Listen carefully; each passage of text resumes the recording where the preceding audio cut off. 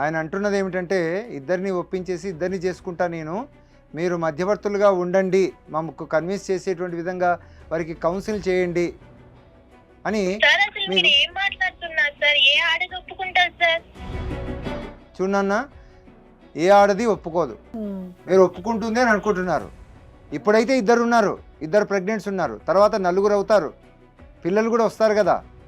అప్పుడు ఎట్లుంటుంది మీ పరిస్థితి చెప్పండి? ఆ గొడవలు ఎలా ఉంటాయి చెప్పండి?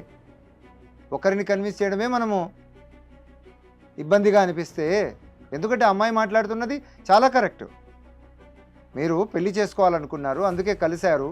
తల్లిదండ్రులకు చెప్పకపోయినా కూడా ఆమె అలానే సీక్రెట్గా మెయింటైన్ చేసి పెళ్లి చేసుకుంటాడులే అనేటువంటి దాంట్లోనే ఉంది ఆమె. నీవు ఇటువంటి షాకింగ్ న్యూస్ చెప్పి ఆమెకు ఎలా ఉంటుంది చెప్పండి పరిస్థితి? చాలా ఇబ్బంది పడతారు. పొజెసివ్ నేచర్ అనేటువంటిది ఉంటుంది. అటువంటిది తను కాబోయేటువంటి భర్త ఇంకొకరితో ప్రెగ్నెన్సీ వరకు వచ్చాడు అంటే ఎలా ఉంటుంది చెప్పండి? సవతినే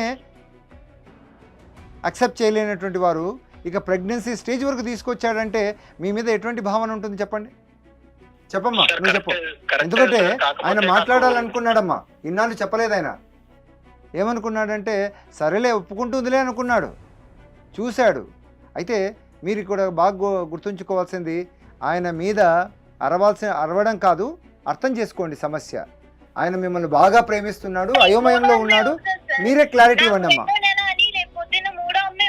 నాకు రెండో నెల నేనేం చెయ్యాలి అని, అప్పుడు నా పరిస్థితి ఏంటి సార్? అప్పుడు కూడా మీరు ఇలాగా మాట్లాడతారా? నేను మాట్లాడడం కదమ్మా, మీరు ఆయనతో చెప్పండి. ఎందుకంటే మీరు ఇంతవరకు మాట్లాడుకోలేదు ఈ విషయంలో. ఈ సమస్య సమక్షంలో మీరు మాట్లాడుతున్నారు. ఈ సమస్య ఇప్పుడే తెలిసింది మీకు. సో మీరేం చెప్తారు ఈ విషయంలో? మీరేమనుకుంటున్నారు? మా దగ్గరికి తీసుకురాకపోతే పిల్లలు పుట్టిన తర్వాత చెప్పేవాడేమో, అటువైపు ఇటువైపు ఇద్దరు కాబట్టి నలుగురిని మెయింటైన్ చేస్తున్నా అని చెప్పేవాడేమో. సో ఇప్పుడే మీకు తెలిసి వచ్చింది ప్రోగ్రాం వల్ల.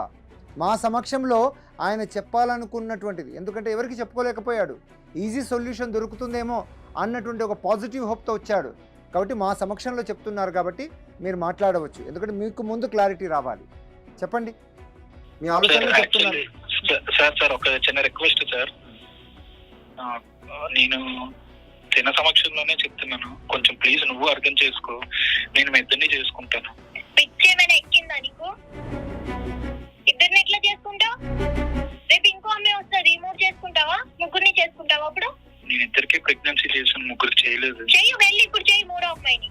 నాకు మరి మీ ఇద్దరు కావాలి, అమ్మాయి లేకపోయినా నేను ఉండలేను. ఈ అమ్మాయికి తెలుసా నా గురించి? చెప్పలేదు.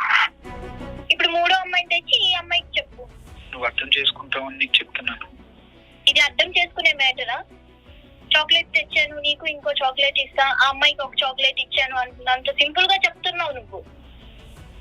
ఇప్పుడు మన బేబీ గురించి మనం ఎన్ని కళ్ళు కన్నాం, తన బేబీని కూడా అట్లాగే కదా. తనని ఇప్పుడు మనం ఏం చేయలేం కదా. దానికి నువ్వేం సొల్యూషన్ చెప్తావు? నువ్వు ఆలోచించు. నువ్వు ఆలోచించి ముందే ఉంటే ఈ పొజిషన్ వచ్చేది కాదు ఈ రోజు. ఇప్పుడు నన్ను ఆలోచించమనే రోజు వచ్చేది కాదు మనకి. అదే అందుకనే సార్ వాళ్ళకి ఫోన్ చేశాను. సార్ గాని మేడం గారిని ఏమైనా చిన్న లూప్ హోల్ చూడండి, ఇప్పుడు మీరు హిందూని ఒక్కదాన్ని కన్విన్స్ చేయాలంటే మాత్రం అవుతుందా? ఆ అమ్మాయి ఒప్పుకుంటుందా? ఎవ్వరూ కూడా ఇంకొక పెళ్లి, రెండు పెళ్లిళ్ళలో ఒక పెళ్లిలో ఉండాలని ఇమడాలని అనుకోరు. మీరు హిందూని ఒక్కదాన్నే కాదు కన్విన్స్ చేయగలగాల్సింది. అవతల అమ్మాయి కూడా వినదు, ఎవరు వినరు ఈ విషయం. హిందూ ఒప్పుకున్నా, ఆ అమ్మాయి ఒప్పుకున్నా చట్టం ఒప్పుకోదు. మీరు ప్రకారం అది నేరం. పొరపాటున చేసినా ఏం చేసినా మీరు చేసిన పనికి మీరు దానికి శిక్ష అనుభవించాల్సిందే. కానీ మీరు ఇప్పుడు ఏదైతే డెసిషన్ తీసుకుంటున్నారో, ఒక చిన్న రిక్వెస్ట్, అంటే నేను ఒక చిన్న క్వశ్చన్ అడుగుతాను మిమ్మల్ని. చెప్పండి. ఇప్పుడు అంటే దీనికి సొల్యూషన్ ఏమంటారంటే, ఇప్పుడు ఆ అమ్మాయిని చంపేయాలా లేదా అమ్మాయి కడుపులో బిడ్డని చంపేయాలా? ఈ విషయం బయటికి చావడానికి ఎందుకు పోతుంది? మీదే ప్రాబ్లము, మీరు చేసిందే తప్పు అవుతుంది. అసలు చంపడాలు ఎందుకు వస్తున్నాయి? మీరు తెలిసి చేసినా తెలియక చేసినా ఆ అమ్మాయి ప్రెగ్నెంట్ అవడం వాస్తవం. ఇప్పుడు ఇద్దరు కూడాను, ఆ అమ్మాయి 7th మంత్, ఈ అమ్మాయి 5th మంత్. ఎవరిని పెళ్లి చేసుకున్నా ఇంకొకళ్ళనైతే అన్యాయం చేసింది కరెక్ట్ అవుతుంది. ఇందు మెడికల్ టర్మినేషన్ ఆఫ్ ప్రెగ్నెన్సీ అంటే అబార్షన్ చేసేసుకోండి. ఎందుకు చెప్తున్నానంటే, ఈ విధంగా డ్యూయల్ మైండ్ ఉన్నటువంటి వ్యక్తితో మీరు సంసారం చేయగలుగుతారా చెప్పండి? తర్వాత గొడవలు రావా? నన్ను అబార్షన్ చేసుకోమని చెప్తున్నారు కానీ 5th మంత్ ఉన్న అమ్మాయిని చేసుకోమని చెప్పరేంటి ఇక్కడ సార్ మీరు? నెంబర్ కాదమ్మా ఇంపార్టెంట్, క్యారెక్టర్ అనేటువంటి. ఇటువంటి క్యారెక్టర్ ఉన్నటువంటి అతను 7th మంత్ ఎంత రిస్క్ అవుతుంది సార్? నేనేమంటున్నా అంటే నువ్వు ఇక్కడ రిస్క్ చూస్తున్నావు, నేను అంటున్నాను జీవితాంతం లైఫ్ నువ్వు పడేటువంటి అంటే ఇటువంటి వ్యక్తిత్వం కలిగినటువంటి వాడిని నీకు అవసరమా అంటే చెప్పు? నేను న్యాయంగా పెళ్లి చేసుకోవాలనుకున్నాను సార్, అది నా తప్ప సార్? ఇప్పుడు నన్ను అబార్ట్ చేసుకోమంటున్నారు. సరే ఇప్పుడు ఇందు నేను అంటాను ఈ ప్రాబ్లంకు సొల్యూషన్ ఏం చేద్దాం? నీవా అక్సెప్ట్ చేయవు ఆ అమ్మాయిని, ఆ అమ్మాయి ఏమో అట్రాసిటీ కింద SC STకి సంబంధించింది కాబట్టి ఆమె రేప్ కేసు కూడా పెట్టి చాలా నేను రాద్ధాంతం చేస్తా అంటుంది. మీ ఆయన తప్పకుండా జైలుకు పోతాడు. అప్పుడు నువ్వు డెలివరీ అయ్యేసేసి అలానే భజన చేసుకుంటుంటామా? ఈయన రాణిలే వచ్చిన తర్వాత మళ్ళీ ఇంకో రెండో పిల్లోని కందాము లేదా మంచిగా తయారు చేసుకుందామని వెయిట్ చేస్తావా? లేదా లేదా ఇటువంటి వ్యక్తి నాకు వద్దు అని అనుకుంటావా? చెప్పు, నువ్వే చెప్పు. ఏ యాక్షన్ తీసుకోవాలో ఎవ్రీ యాక్షన్ నేను తీసుకుంటాను సార్. తను జైలు నుంచి వచ్చినంత వరకు నేను వెయిట్ చేస్తాను, తన్నే పెళ్లి చేసుకుంటాను నేను. నేను మాత్రం అబార్ట్ చేయించుకోండి సార్. చూడయ్యా, నీవే కావాలని అంటుంది ఆమె, ఎలా అయినా కావాలని అంటుంది, ఎన్నాళ్ళైనా వెయిట్ చేస్తాను అంటుంది.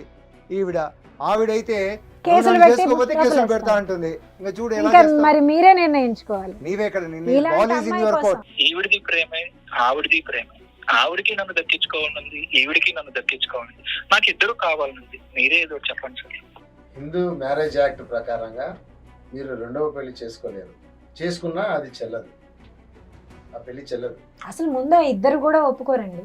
వీళ్ళు ఇప్పుడు తెలియకుండా ఏదో మెయింటైన్ చేయాలనుకుంటున్నాడు అతను. ఏ హిందూ స్త్రీ కూడా ఒప్పుకోదు తన భర్తను ఇంకో స్త్రీతో పంచుకోవాలంటే వాళ్ళు ఒప్పుకోరు. అందుకేనేమండి మత మార్పిళ్ళని జరుగుతున్నాయి. ఎందుకంటే ఇక్కడ వీలు పడదు కాబట్టి ఇంకొక మతంలో జరుగుతున్నాయి. సౌలభ్యం ఉంది అనేసి చాలా మంది ఇలా మారిపోతున్నారు. అలా మారి పెళ్లి చేసుకుంటే అది చెల్లదండి. అలా కూడా చెల్లదు. చూడండి, మీరు మత మార్పిడి కూడా ఆ ఛాన్స్ కూడా లేదు. ఇంకేం చేద్దాం ఇప్పుడు చెప్పండి? నేను ఏం చేయాలి సార్ చెప్పండి మీరే. నాకు ఎలాంటి లీగబిలిటీస్ ఉంటాయి? ఒకటైతే అమ్మా ఇందు, అతనికి కూడా నువ్వంటేనే ఇష్టం ఉంది. నాకు తెలిసినంత వరకు అతను ఆ అమ్మాయి పెట్టే కేసులకు భయపడుతున్నాడు. ఎందుకంటే అతను చెప్పడం కూడా ఏదో అనుకోని సంఘటనలో అలా జరిగిపోయింది, ఆ తర్వాత నేను జరిగింది తప్పనుకుని నేను అవాయిడ్ చేశాను, 5 months తర్వాత నాకు వేరే వ్యక్తి ద్వారా తెలిసింది ఆ అమ్మాయి ప్రెగ్నెంట్ అని చెప్తున్నాడు. కాకపోతే ఆ అమ్మాయి ఏదైతే కేసులు పెడతానని చెప్తోందో దానికి భయపడి మాత్రమే అతను ఇద్దరిని చేసుకుంటే ఎలా ఉంటుంది, లేదా ఆ అమ్మాయి కడుపులో కూడా బిడ్డ ఉంది కాబట్టి అది మనం ఇలా చేస్తే న్యాయం ఉంటుందేమో అని ఆలోచిస్తున్నాడు తప్ప, ఫస్ట్ నువ్వే ఉన్నావు కాబట్టి మీరిద్దరూ పెళ్లి చేసుకోవడము, ఆ అమ్మాయి విషయంలో ఏదైనా సరే లీగల్ కాన్సిక్వెన్సెస్కి ఎదుర్కోవడము కరెక్ట్. లేకపోతే ఇప్పుడేదో ఇద్దరిని చేసుకున్నా రేపు పొద్దున్న ఏదో మేనేజ్ చేద్దాం అనుకున్నా కూడా అది కుదరని పని. చట్టం మాత్రం ఎప్పటికీ ఒప్పుకోదు 2 పెళ్ళిళ్ళని. ఈ లైఫ్ లాంగ్ అతనికి ఈ థ్రెట్ అయితే ఉంటుంది. తెలియకుండా చేద్దాం అనుకున్నా నాకు ఈ అమ్మాయికి అన్యాయం చేయడం లేదు, ఆ అమ్మాయికి అన్యాయం చేయలేదు మేడం. యాక్చువల్లీ నాకు ఇద్దరు పిల్లల్ని ఎత్తుకుని ఆడించాలనేదే ఉంది. ఎందుకంటే మేడం ఇప్పుడు ఒక ఆడ పిల్లలు అంటే నేను ఒక తల్లికి పుట్టిన వాడిని, ఆ పెయిన్స్ నాకు తెలుసు మేడం. వాళ్ళు ఒక బిడ్డకి జన్మనివ్వడానికి పడే కష్టం నాకు తెలుసు మేడం.